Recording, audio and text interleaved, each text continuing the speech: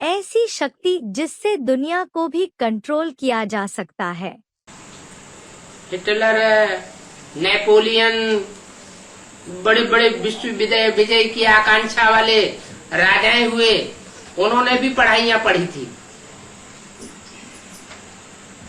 वो पढ़ाइयां पढ़ करके उनकी बुद्धि में भी ये आकांक्षा जागृत हुई कि सारी दुनिया के ऊपर हम राज्य करें। लेकिन युद्ध करते करते मर गए, लेकिन विश्व के ऊपर राज्य नहीं प्राप्त कर सके। ये तो बाप का ही करिश्मा है कि वो राजयोग सिखा करके ऐसा वाइब्रेशन को कंट्रोल करना सिखाता है कि मनुष्य तो मनुष्य है, ये सारी ही प्रकृति कंट्रोल में आ जाती है।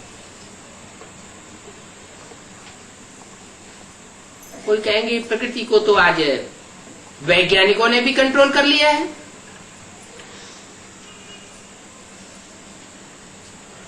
उंगली से बटन दबाते हैं, इशारा करते हैं, पंखा चलने लग पड़ता है। इशारा करते हैं, आग जलने लग पड़ती है। बटन दबाएं तो किसी देश में एटम बम फट जाए। कंप्यूटर के बटन दबाने की देर है, लेकिन उनके पास सिर्फ स्थूल शक्तियां हैं। उनमें वो साहस नहीं है कि अपनी ही बनाई हुई रचना उन एटम बमों का उपयोग कर सके। डरते हैं अंदर से कि अगर हम इनका उपयोग करेंगे तो इसी दुनिया में हम भी बैठे हुए हैं, हम भी भस्म हो जाएंगे। लेकिन भगवान आकर अपने बंदों को ऐसा राजयोग सिखाता है जिस राजयोग की शक्ति से, वाइब्रेशंस की कंट्रोलिंग पावर से वो स्वयं तो बचे रहते हैं, वाइब्रेशन के दायरे में रहते हैं, और जो विरोधी है उनका खात्मा हो जाता है। धर्म ग्रंथों में भी लिखा हुआ है कि खुदा जब आता है कयामत के समय में तो खुदा के बंदे बड़े सुखी रहते हैं, और जो बंदे नहीं बनते उनके ऊपर कहर गिरते हैं। बाप भी कहते हैं, बच्चे जब विनाश होगा तो तुम सबसे पहले मेरे घर आ जाओगे। कौन से घर आ जाएंगे? बाप का घर कहाँ है? सुखधाम में है या शांति धाम में है? शांति धाम में है। तो ये दुनिया का विनाश होने से पहले ही हम शांति धाम में चले जाएंगे क्या?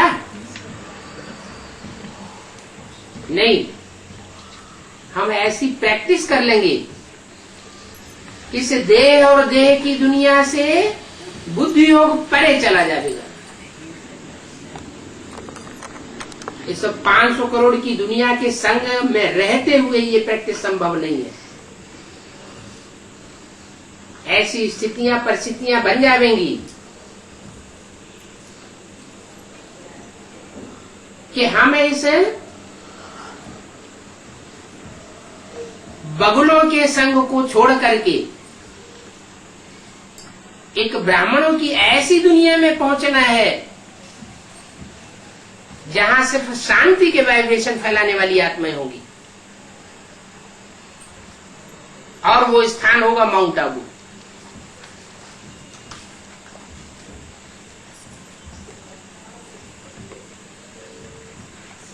जहां के लिए बोला है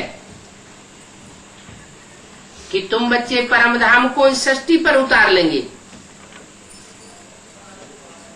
माने परम धाम में जो वाइब्रेशन है शांति का,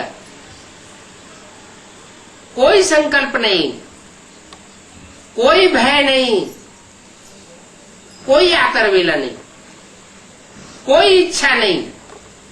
इच्छा ब्रह्म विद्या, ऐसे संगठन का वाइब्रेशन बनेगा।